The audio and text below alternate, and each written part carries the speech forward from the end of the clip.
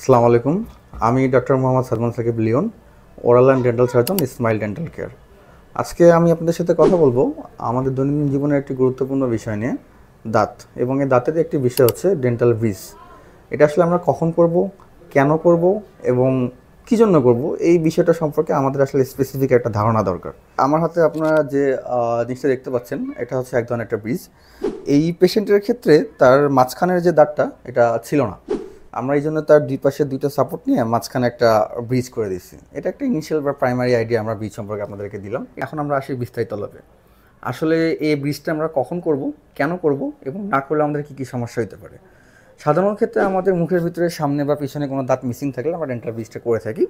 এবং না করার ক্ষেত্রে দেখা যাচ্ছে অনেক সময় আমাদের কথা বলতে সমস্যা হয়, খাইতে সমস্যা হয়, সেক্ষেত্রে আমাদের উচিত ডেন্টাল ব্রিজটা করে নেওয়া। একটা ডেন্টাল ব্রিজ যদি সঠিকভাবে কাজটা সম্পন্ন করা হয়, তাহলে সেক্ষেত্রে 15 থেকে 20 বছর একটি ব্রিজ স্থায়িত্ব হয়ে থাকে। আর ব্রিজের ভিতরে আবার বেশ কিছু ধরনের ক্রাইটেরিয়া বা পার্থক্য বলতে পারেন। একটা হচ্ছে মেটাল পোর্সেলাইন ব্রিজ, যেটার ভিতরে মেটাল থাকে। আবার কিছু কিছু ক্ষেত্রে যারা পেশেন্ট একটু হাইলি কস্ট প্রেফারেবল বা একটু উন্নত মানের ব্রিজ চাই, সেক্ষেত্রে আমরা জিরকনিয়া ব্রিজ সাপোর্ট করে থাকি। এটা গেল একটা দাঁতের ক্ষেত্রে। এখানে আপনারা দেখতে পারবেন যে আমার কাছে একটি মডেল আছে।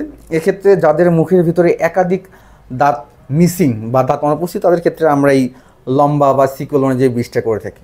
সেক্ষেত্রে হয়তো বা পেশেন্টের সাময়িক কথা বলতে বা খাইতে যে সমস্যাটা ফেস করতো, সেক্ষেত্রে সেই সমস্যার সমাধান হয়ে থাকে। সেজন্য আমাদের উচিত দ্রুত দাঁতের ফাঁকা স্থানে ব্রিজ বসানো এবং আমাদের হাসি সুন্দর করা এবং আমাদের দৈনন্দিন খাদ্যাভ্যাসটা সুন্দর করা। ধন্যবাদ।